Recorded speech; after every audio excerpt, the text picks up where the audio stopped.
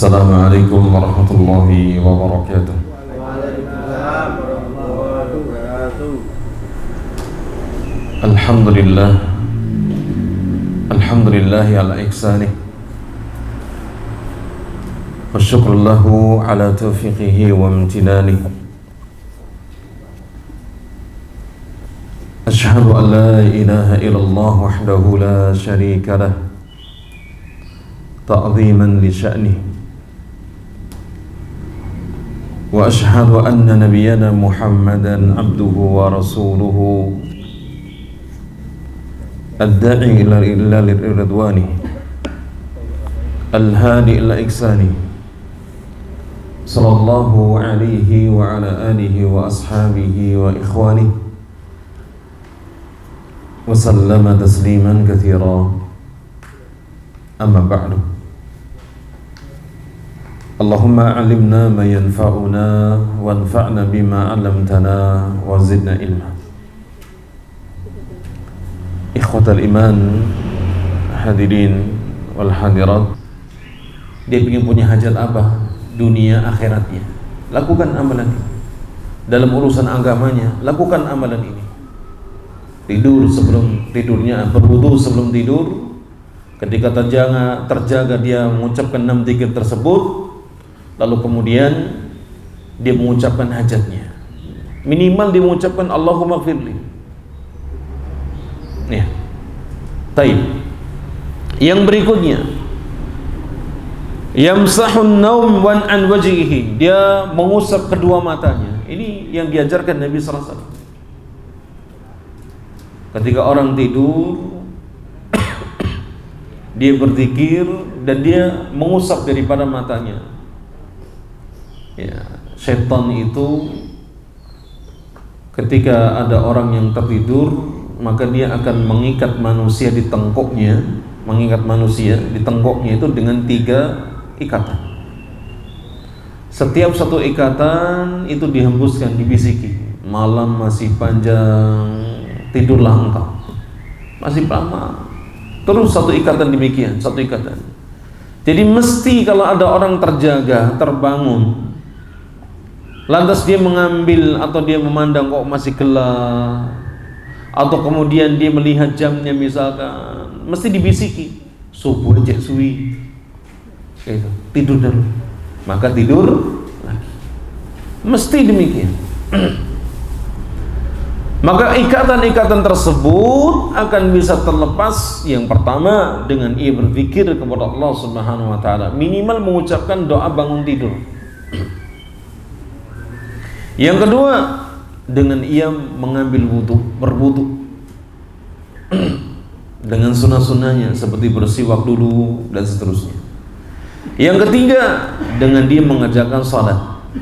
Misalkan salat sunnah. Kalau dia bangunnya sebelum subuh, dia kerjakan salat witir atau tahajud. Kalau bangunnya setelah adzan subuh, maka dikerjakan salat sunnah qabliyah subuh. Maka 3 ikatan itu akan terlepas dan menjadikan orang itu rajin dan hatinya pun baik.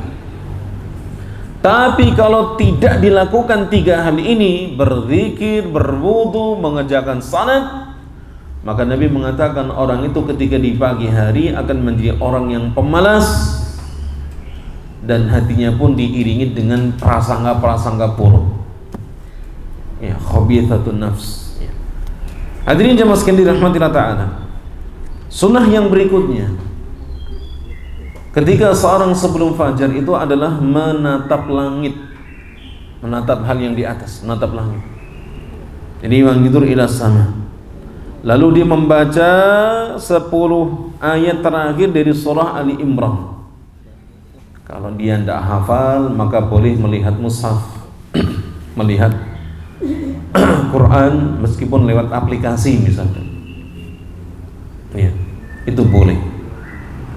Dan ini sifatnya sunnah. Ya, tidak diwajibkan sehingga ketika ditinggal pun tidak berdosa. Yang berikutnya, mencuci kedua tangannya 3 kali. Ini sunnah ketika seorang sebelum fajar saat bangun tidur. Dan melakukan istinsyaq dan istinsar, mencuci kedua tangan 3 kali ketika bangun tidur di malam hari, itu dihukumi wajib oleh sebagian ulama. Karena Nabi SAW menekankan fa innahu la yadri aina batat yaduhu, karena orang itu tidak tahu di mana tangannya itu bermalam. Artinya rentan dia terkena najis, karena dia nggak sadar, mungkin bisa garuk-garuk dan seterusnya. Maka Nabi SAW perintahkan sebelum kita mengambil air di bejana, masukkan tangan ke dalam bejana, maka dicuci terlebih dahulu. Dan itu sifatnya wajib kalau bangun dari tidur malam. Ya. Adapun melakukan istinsyaq dan istinsar, istinsyaq itu masukkan air ke dalam hidung kemudian dikeluarkan, namanya istinsar. Ini dikatakan oleh Nabi sallallahu alaihi wasallam, ya. Dengan mengapa disunahkan untuk melakukan istinsyaq dan istinsar sebanyak 3 kali setelah bangun tidur? Fa inna syaitan yabitu ala khasya atau khayashimihi. Karena sungguhnya syaitan itu bermalam di rongga-rongga hidungnya. Iya. Sehingga dengan istinsyaq dan istinsar itu menghilangkan syaitannya. Ada pula yang memaknai syaitan di situ maksudnya adalah kotoran. Orang yang melakukan istinsyaq dan istinsar itu berarti dia mengeluarkan kotoran-kotoran yang ada dalam hidungnya. Dan sunnah yang berikutnya adalah dia melakukan wudu. Ini hal yang bisa kita lakukan sebelum fajar. Ya, maka hendaknya hal ini kita hidupkan. Orang yang menghidupkan sunnah Nabi SAW, maka itu wujud cinta dia kepada Nabi SAW. Ya, Imam Syafi'i mengatakan, "Lau kana hubbuka shadiqan la ata'tahu. Innal muhibba liman yuhibbu muti'un." Kalau seandainya cintamu tulus, tentu engkau akan mentaati orang yang engkau cintai. Engkau akan mentaatinya. Karena orang yang cinta kepada sesuatu, dia akan mentaatinya. Orang yang cinta kepada Rasulullah SAW, wujudnya adalah dengan dia mentaati Rasul, mengikutinya. Ketika Nabi SAW mengajarkan kepada kita sunnah-sunnah, ketika bangun tidur, sebelum fajar misalkan, ya, maka dia akan mendapatkan keutamaan, yaitu dikumpulkan bersama Nabi SAW. Sebagaimana ucapan Nabi SAW, al-mar'u ma'a man ahab. Seseorang itu akan dikumpulkan bersama orang yang ia cintai. Selanjutnya kita ringkas, ya, terkait dengan wudu. Sebenarnya di sana ada sunnah-sunnahnya. Kita masuk pada terkait dengan amalan sebelum adzan atau saat adzan. Amalan saat adzan. Ya, kalau amalan sebelum adzan itu seperti salat tahajud, salat witir. Ini juga termasuk di antara yang mendatangkan banyak pahala. Ya. Maka dikatakan dalam hadis yang sahih, seorang yang dia bangun di tengah malam lalu sholat malam meskipun hanya membaca 10 ayat, maka dia akan ditulis tidak termasuk golongan orang yang lalai dalam mengingat Allah. 10 ayat itu yang bagaimana? 10 ayat kata para ulama, membaca Al-Fatihah itu kan 7 ayat, kemudian ditambahkan 3 ayat dari suratan. Jadi minimal mengerjakan witir sekali, witir 1 rakaat itu akan dicatat, ya, tidak termasuk golongan orang-orang yang lalai dalam mengingat Allah.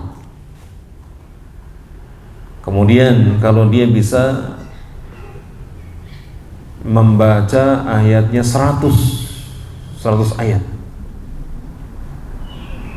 dalam sholat tahajudnya, sholat witirnya 100 ayat,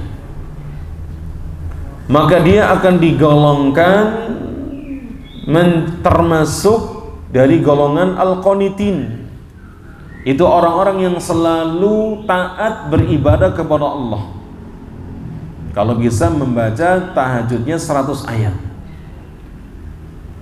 Ya, 100 ayat, dan kalau bacanya An-Naba, An-Nazi'at, Abasa, selesai, kelar.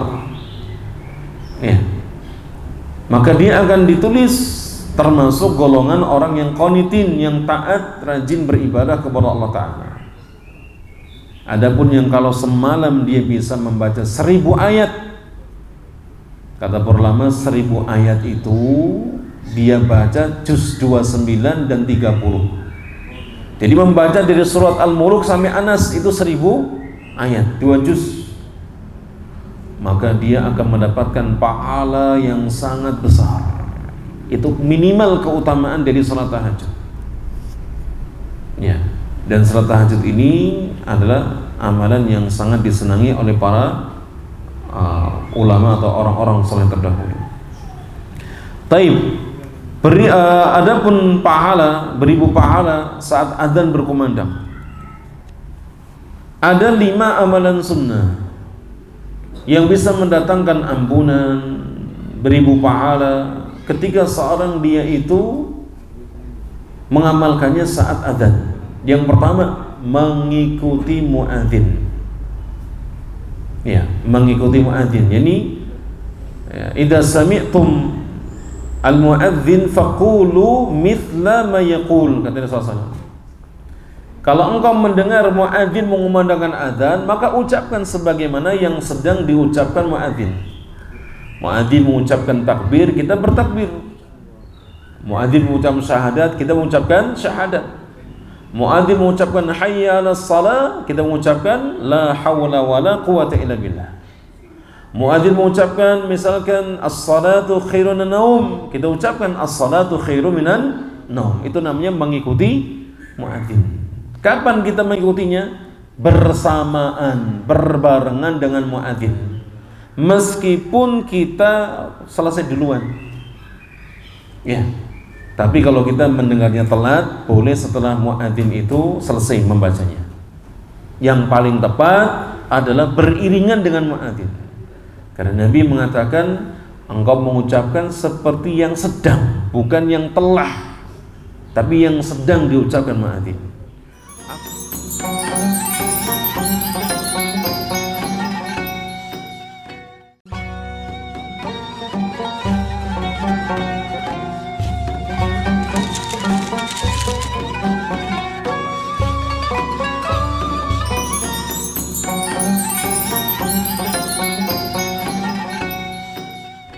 Amalan yang kedua, membaca zikir sesudah kalimat 2 syahadat.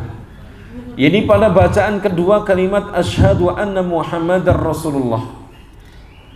Maka dia membaca kalimat zikir asyhadu an la ilaha illallah wahdahu la syarikalah wa anna Muhammadan abduhu wa rasuluhu raditu billahi rabba wa bi Muhammadin rasula atau nabiyya wa bil islami dinah. Zikir ini dibacanya kapan? Selesai muadzin mengucapkan 2 kalimat syahadat. Ya, sebelum saat muadzin itu mengucapkan hayya 'alas shalah, maka kita membaca zikir ini, di mana Nabi SAW mengatakan ghufira lahu dzanbuh. Yang mengucapkan zikir ini sesudah kalimat 2 syahadat saat azan, maka akan diampuni dosa-dosanya. Ini banyak diremehkan, banyak ditinggalkan, sedikit orang yang mengamalkannya. Padahal gampang mengucapkan 2 kalimat syahadat lalu diiringi dengan zikir raditu billahi rabba wa bi Muhammadin rasula wa bil islami dinah. Yang ketiga, bersalawat kepada Nabi, kepada Rasulullah. Itu setelah adzan selesai la ilaha illallah, kita mengucapkan la ilaha illallah. Setelah itu kita bersalawat kepada Nabi. Ya, idza sami'tum muadzin faqulu mithla ma yaqulu summa sallu alayya. Bila engkau mendengar muadzin mengumandangkan adzan, maka ucapkanlah seperti yang sedang diucapkan muadzin, lalu bacalah salawat untukku.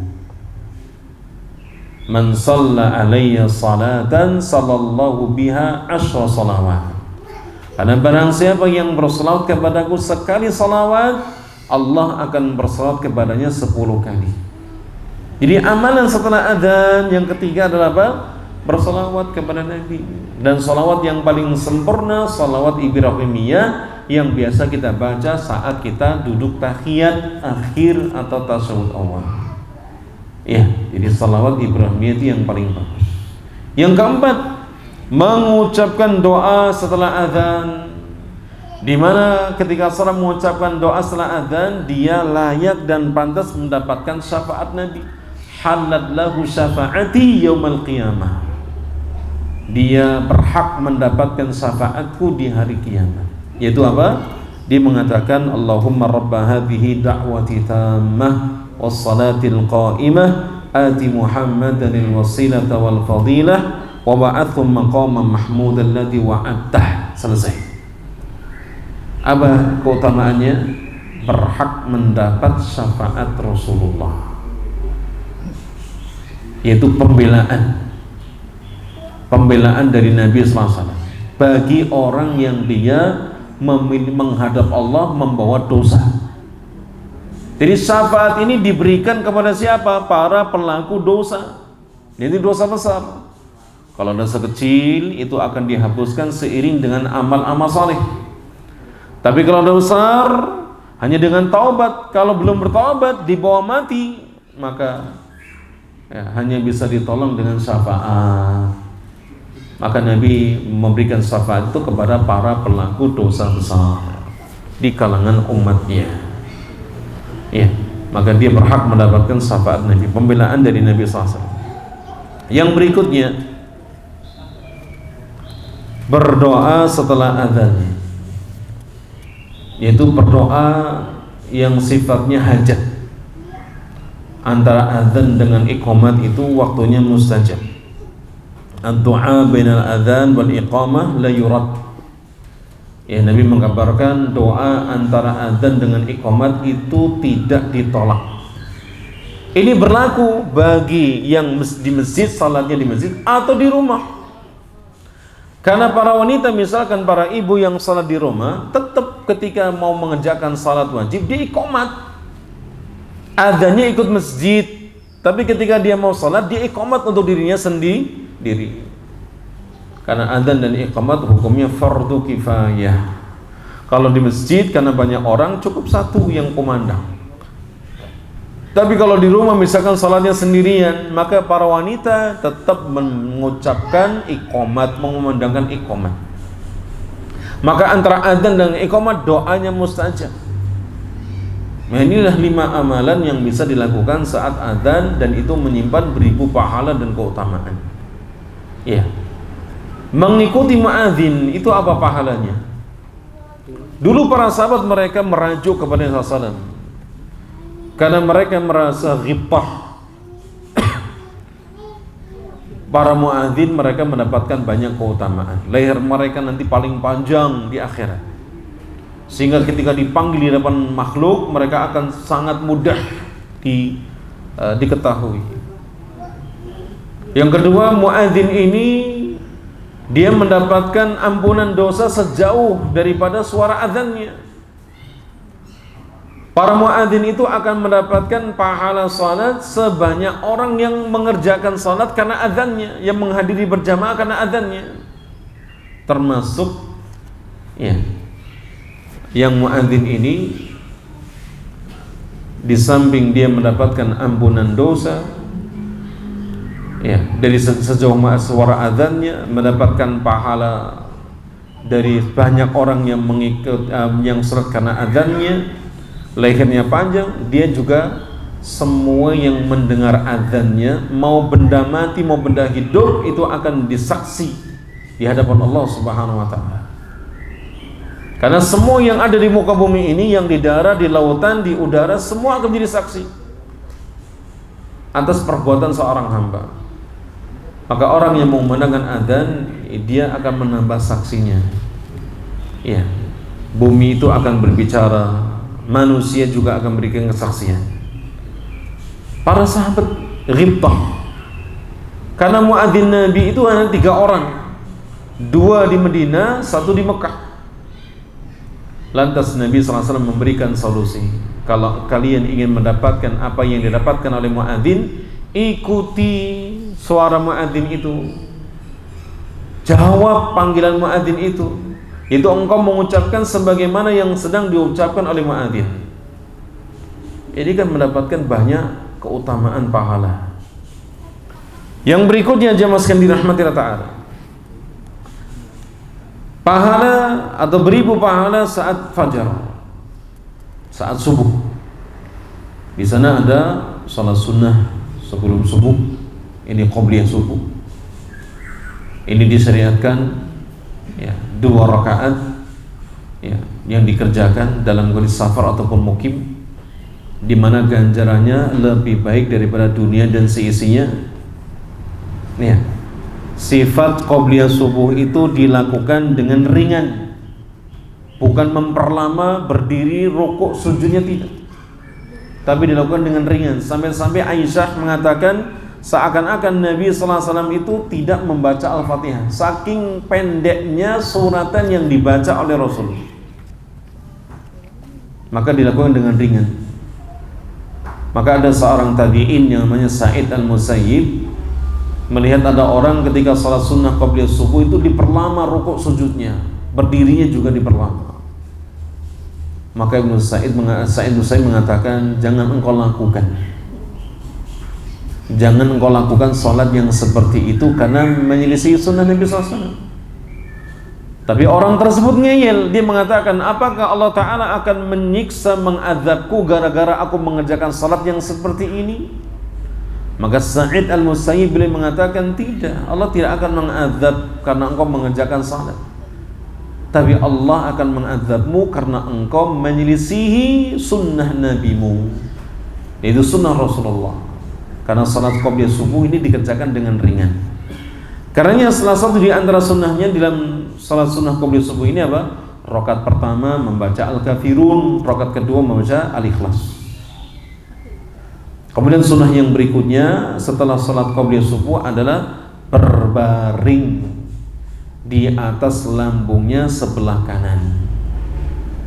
Berbaring ini bukan tidur, tapi hanya berbaring, tiduran gitu ya.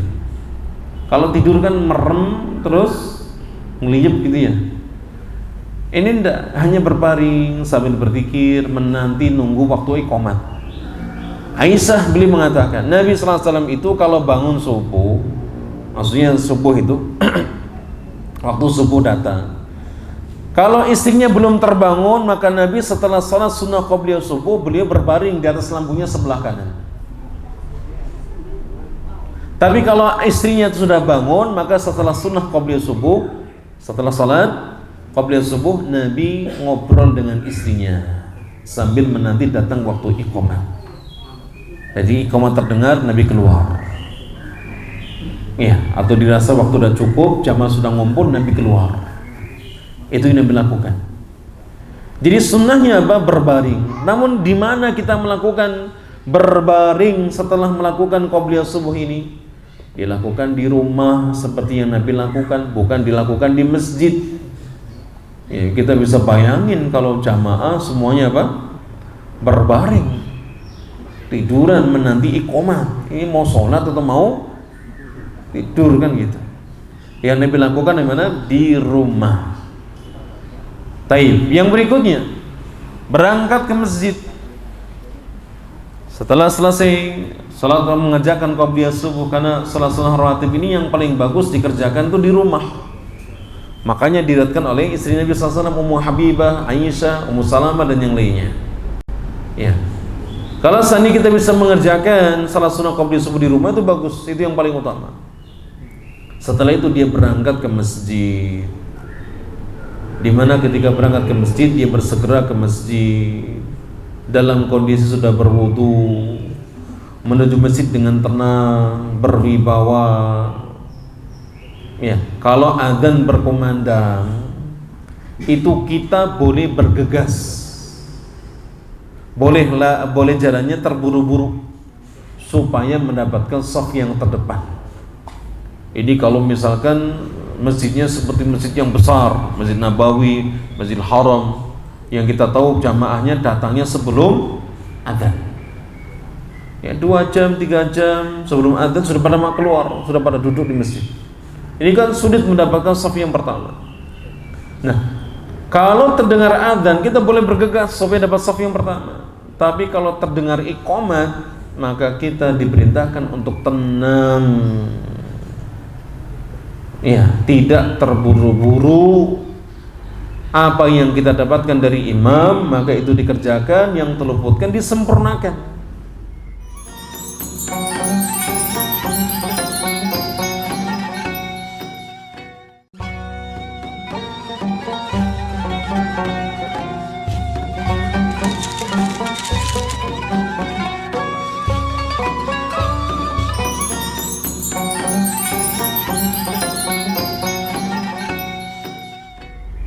Ya, jadi jangan sampai membuat gaduh ya di tengah salat yang dikerjakan oleh jamaah.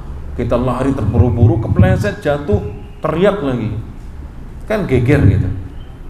Ya, maka jangan dibalik sunnah ini. Sekarang kalau orang dengar adzan, pengennya apa? Santai, santai. Kalau terdengar iqamat, terburu-buru. Ini dibalik.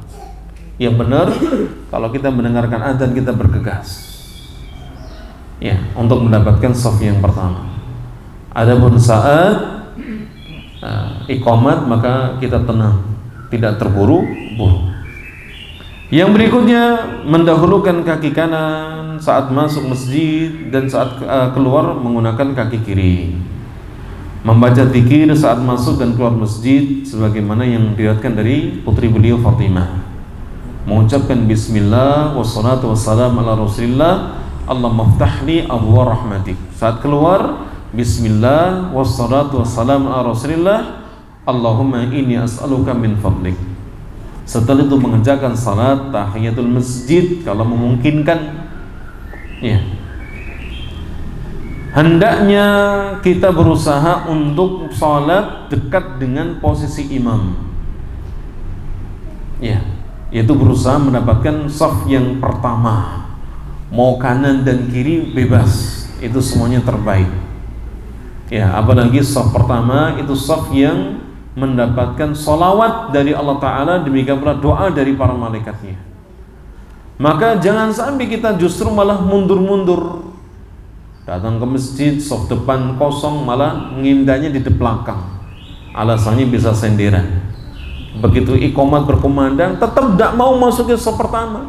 Shaf pertama itu shaf yang paling baik. Sebaik-baik shaf lelaki itu ada yang paling depan, yang awaluha, yang di depan.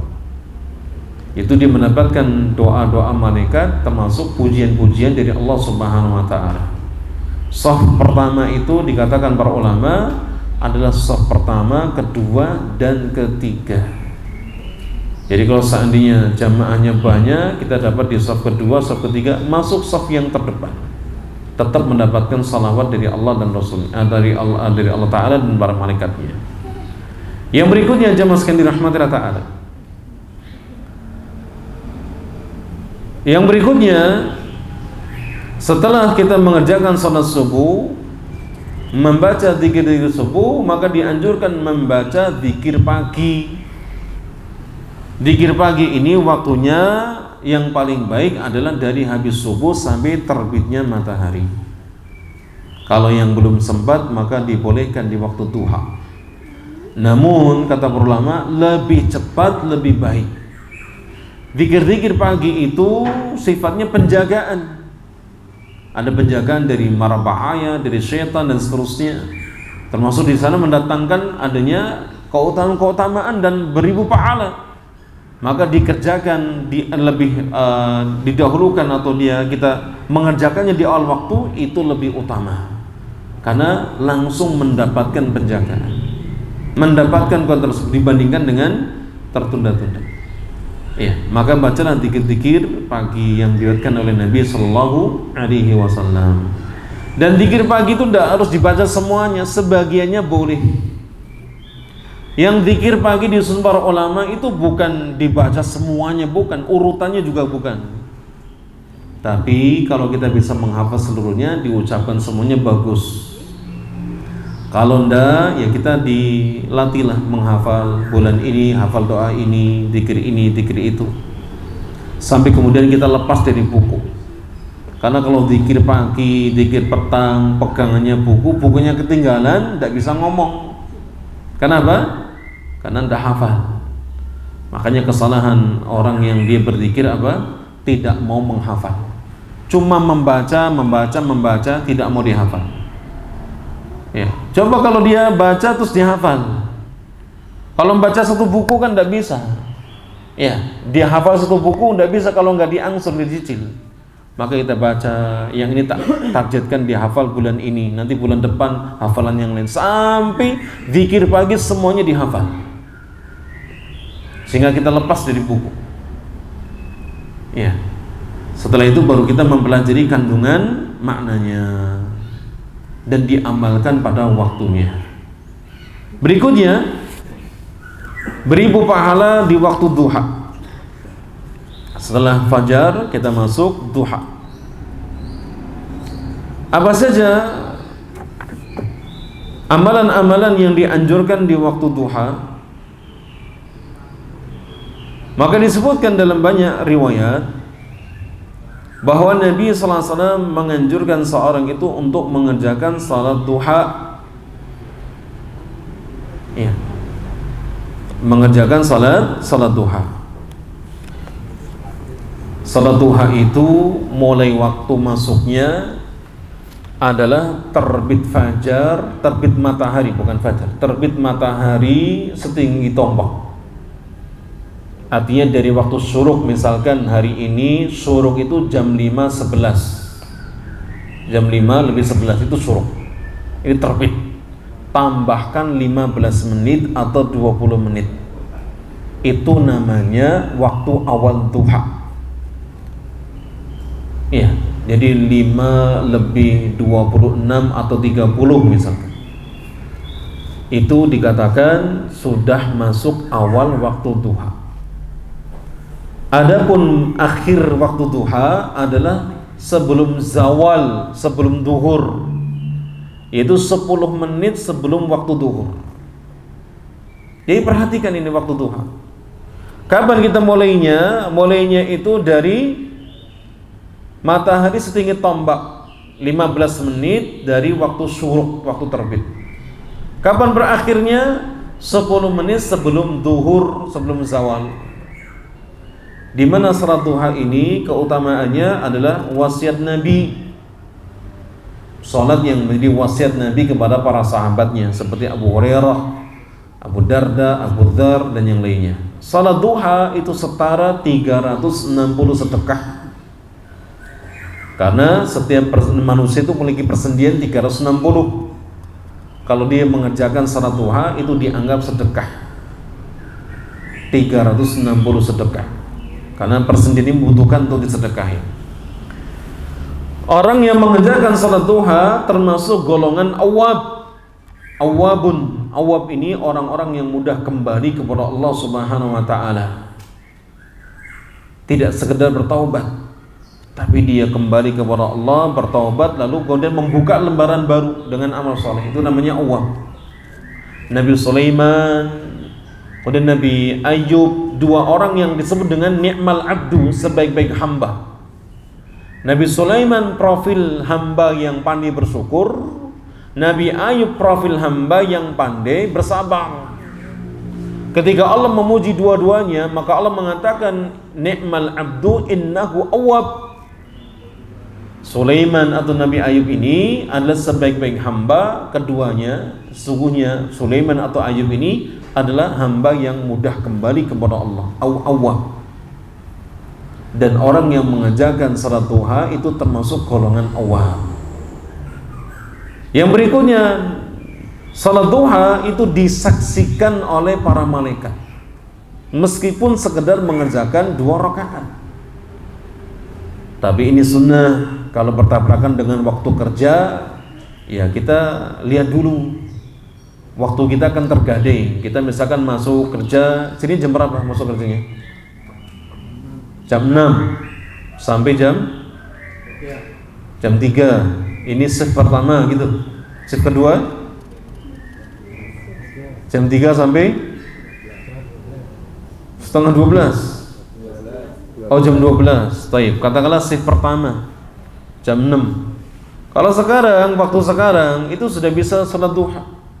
Sebelum berangkat kerja bisa salat duha di rumah.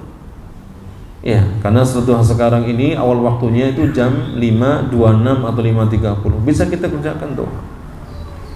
Tapi di tengah kerja, kemudian mungkin di waktu ada istirahatnya, itu bisa kita untuk manfaatkannya. Tapi di waktu kerja jangan beralasan, maaf ya saya izin dulu mau salat duha. Nggak bisa. Karena apa? Yang wajib lebih dahulukan daripada yang sunnah. Kita terikat kalau kerja, ya, maka harus mendahulukan yang wajib dulu. Taib. Jumlah rakaat salat duha itu paling sedikit 2 rakaat. Paling sedikit 2 rakaat.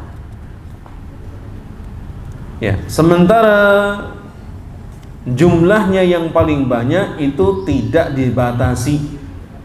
Maka yang penting 2 rakaat salam, 2 rakaat salam. Mau 12 rakaat boleh, 14 rakaat boleh. Karena bilangannya tidak dibatasi untuk jumlah yang paling banyak. Tapi minimal 2 rakaat. 2 rakaat salat duha keutamanya apa? Yang pertama, dia seperti sedekah 360 sedekah. Termasuk golongan awab, mendapatkan pahala umrah. Ya, disaksikan oleh para malaikat. Dicatat tidak termasuk golongan orang yang lalai beribadah kepada Allah. 2 rakaat dari salat duha. Kemudian bagaimana hukum salat duha? Salat duha ini secara umum dikatakan sunnah, tapi ada perbedaan di kalangan para ulama. Ada yang mengatakan salat duha itu dikerjakan kadang-kadang saja. Karena Aisyah mengatakan Nabi itu tidak pernah mengerjakan salat duha. Aku nggak pernah melihat Nabi mengerjakan salat duha. Ya, sampai dikatakan salat duha itu tidak disyariatkan. Ya. Ada pula yang berpendapat dikerjakan bagi orang yang tidak biasa melakukan salat malam. Yang nggak biasa mengerjakan salat malam, maka kerjakan salat duha. Yang biasa mengerjakan salat duha, maka tinggalkan salat. Yang biasa mengerjakan salat malam, maka tinggalkan salat duha. Ini juga pendapat para ulama. Ya, karena Nabi SAW kalau beliau salat malamnya itu terluputkan ketiduran, diganti dengan mengerjakan salat duha. Kalau biasanya 11 rakaat, maka digenapkan 11 jadi 12. Kalau Nabi mengerjakannya 13 rakaat, maka digenapkan jadi 14. Jadi sebagai qadha dari salat tahajud yang terlewatkan. Namun secara umum dan pendapat yang paling kuat, salat duha itu disyariatkan secara mutlak. Mau dikerjakan sering boleh, kadang-kadang boleh. Mau ada sebabnya karena tidak mengerjakan salat malam juga boleh. Taib, jamaah sekalian dirahmati Allah Ta'ala. Ini mana? Masa dikit. Boleh enggak? 5 menit lagi. Taib. Lanjut. Beribu pahala di waktu zuhur. Ada beberapa di sana amalan yang dianjurkan Nabi SAW pada saat tiba waktu zuhur. Yang pertama, mengerjakan salat sunnah rawatib zuhur. Salat sunnah rawatib zuhur itu ada 3 sifat. Iya. 4 rakaat sebelumnya dan 4 rakaat sudahnya. Ya, di mana itu hadisnya di Habibah. Kemudian dijanjikan terbebas dari siksa neraka. Yang kedua ada 4 rakaat sebelum zuhur, 2 rakaat sudah zuhur. Ini masuk dalam 12 rakaat tadi yang dijanjikan satu istana di surga.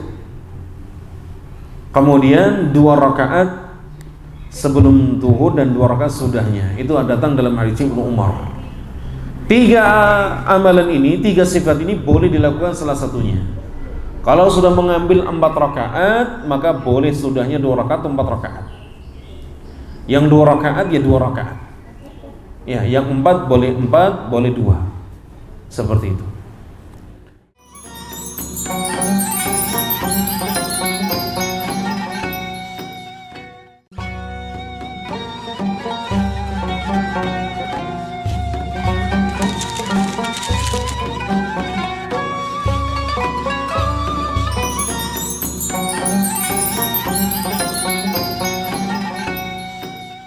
Kemudian di antara amalan di waktu zuhur itu adalah disunnahkan memperlama rakaat pertama saat mengerjakan salat zuhur.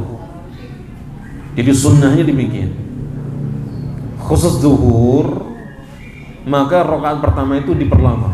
Ada seorang sahabat itu pengen buang hajat, maka dia pergi ke daerah Baqi. Saat itu belum menjadi kuburan seperti sekarang, artinya belum banyak. Dia buang hajat di sana. Selesai buang hajat, dia pulang ke rumah untuk berwudu. Balik ke masjid, Nabi masih rakaat pertama. Dia buang hajat ke Baqi. Selesai buang hajat, dia pulang ke rumah untuk berwudu. Setelah berwudu, dia balik ke masjid, Nabi masih rakaat pertama. Maka sunnahnya salat zuhur itu apa? Rakaat pertama diperlama. Kalau itu tidak memberatkan jamaah. Ya, kalau misalkan jamaahnya sudah ngumpul semuanya, ya penting rakaat pertama itu yang paling panjang dibandingkan rakaat setelah-setelahnya. Ya, misalkan bacaan rakaat pertama itu 15 ayat, baru nanti rakaat kedua separohnya. Itu seperti itu. Sunnahnya Nabi bacaan zuhur itu 30 ayat seperti surat As-Sajdah. Dalam riwayat dari Abu Sa'id Al-Khudri. Nanti rakaat keduanya separuhnya 15 ayat. Seperti itu. Sunnah yang berikutnya adalah melakukan qailullah. Membacanya bukan qailullah, bukan. Qailulatun. Itu bukan pakai lafaz Allah. Artinya melakukan tidur siang. Ini sunnah. Dan tidur siang dalam pandangan ulama itu ada dua pendapat. Bisa dilakukan sebelum zuhur, bisa dilakukan setelah zuhur. Maka boleh, dan itu untuk menyelisihi setan, karena setan itu tidak tidur siang. Kalau kita bisa mengerjakannya, kalau nggak bisa mengerjakannya ya nggak apa-apa. Baik, kemudian yang berikutnya mengakhirkan salat zuhur bila cuaca panas, terutama di musim atau negara yang ada musim panasnya seperti Saudi. Puncaknya musim panas itu jam 12.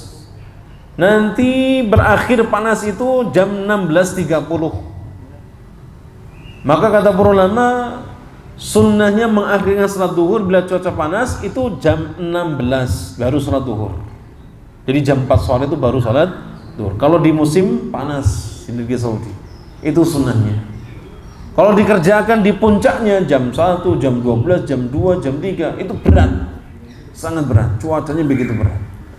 Nanti begitu mau mengakhir itu waktu asar. Misalkan jam 16.30 waktu asar, jam 12 waktu zuhur. Maka jam 4 itu adalah yang paling baik untuk mengerjakan salat zuhur kalau di negara yang sedang musim panas.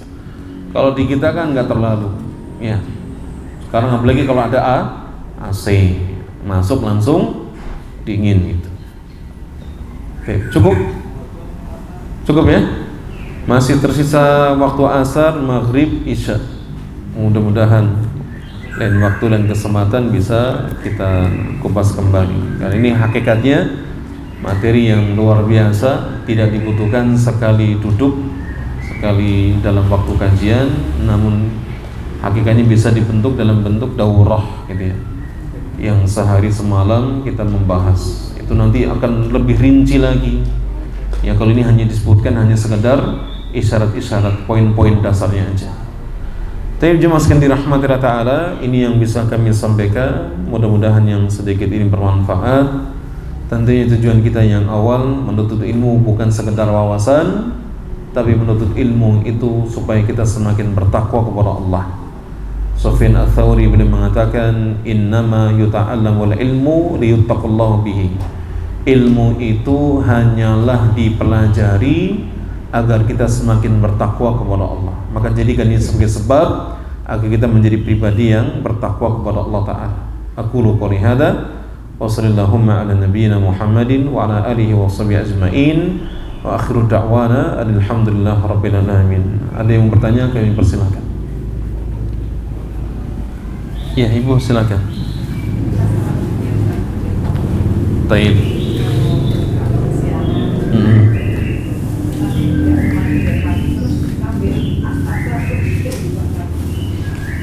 Zikir pagi dibaca waktu asar gitu, Pak? Oh, iya. Zikir pagi ini kita tahu waktu yang terbaik dari habis subuh, ya waktu zikir pagi, dari subuh sampai terbit matahari. Itu yang terbaik. Tapi ulama memberikan kelonggaran. Seperti halnya dengan zikir petang. Itu dibaca waktu terbaik dari habis asar sampai terbenam matahari. Kalau ada seorang yang membacanya di luar waktu itu, boleh nggak? Boleh. Apakah boleh disambi dengan kegiatan yang lain? Boleh. Boleh sedang di dapur. Karena zikir itu tidak harus menghadap kiblat, dalam kondisi menutup aurat, pakai mukena, tidak. Ya, sambil kita berjalan, berbaring, duduk boleh. Jadi apa yang tadi ditanyakan boleh saja dilakukan. Cuma kalau ada momentum terbaik kita ambil. Misalkan habis subuh sampai terima matahari, waktunya longgar, luas, belum ada kegiatan, manfaatkan hal tersebut untuk zikir pagi petang, untuk zikir paginya. Kalau petangnya misalkan habis asar sampai terbenam matahari, kan agak longgar ini, bisa kita lakukan. Ustaz, kalau di waktu misalkan kayak duduk kayaknya nggak bisa, boleh nggak sambil nyapu, sambil di dapur? Boleh saja. Iya, karena kita diperintahkan berzikir itu dalam segala kondisi. Baik, barakallahu fikum. Nah,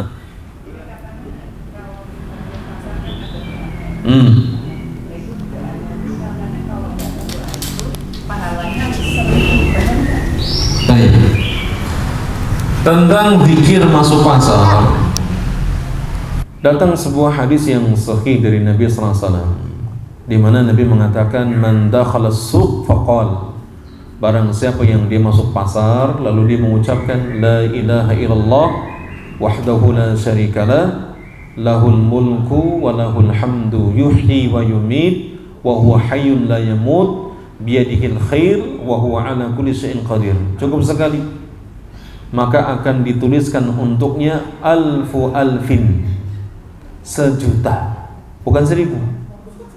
Alfu alfin itu 1.000 kali 1.000 berarti berapa? 1.000.000. 1.000.000 kebaikan akan dihapuskan, 1.000.000 keburukan akan diangkat, 1.000.000 derajat akan dibangunkan 1 istana di surga. Ada 4 keutamaan bagi yang membaca zikir tersebut saat masuk pasar, entah dia punya hajat untuk membeli atau menjual atau enggak ada hajat sama sekali. Dulu para sahabat mereka masuk pasar demi mengamalkan hadis ini, mengamalkan zikir ini, meskipun tidak ada hajat untuk membeli atau menjual, tapi keutamaan yang sangat besar. Kata para ulama, kenapa Allah kok menjanjikan pahala yang begitu besar? Kenapa Allah Ta'ala kok menjanjikan penghapusan dosa yang begitu besar sampai dibangunkan istana di surga? Yaitu terserah Allah yang pertama. Yang kedua, karena Allah itu sangat menyukai kalimat tauhid, dan doa masuk pasar isinya semuanya tauhid. Kan Nabi mengatakan iman itu ada 70 cabang lebih atau 60 cabang lebih. Yang paling tinggi tingkatan iman itu adalah qaulu la ilaha illallah, ucapan la ilaha illallah. Nah, dalam kalimat doa zikir masuk pasar ini itu semuanya tauhid. La ilaha illallah wahdahu la syarikalah lahul mulku wa lahul hamdu yuhyi wa yumitu wa huwa hayyun la yamutu biyadihil khair wa huwa ala kulli syai'in qadir. Ini semuanya tauhid. Tauhid di dalam rububiyahnya, kekuasaannya, dalam perbuatan-perbuatannya, dalam uluhiyahnya, dalam asma dan sifatnya. Sehingga wajar Allah memberikan pahala yang begitu besar. Sayangnya sedikit orang yang bisa mengamalkannya. Kita sudah berencana mau ke pasar mengamalkan doa tersebut, baru standar kendaraan bis diceluk sama pelanggannya, atau kita sudah tertarik dengan barang tertentu, akhirnya apa? Tidak sempat untuk mengamalkannya. Makanya kalau pergi ke pasar mengamalkan doa ini, jangan niatnya ingin membeli. Ya, kalau niatnya ingin membeli mesti lupa, ditinggalkan.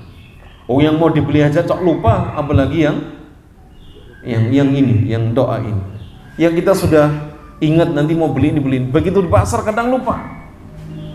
Ya, apalagi zikir doa ini, maka cepat menjadikan orang terlalaikan.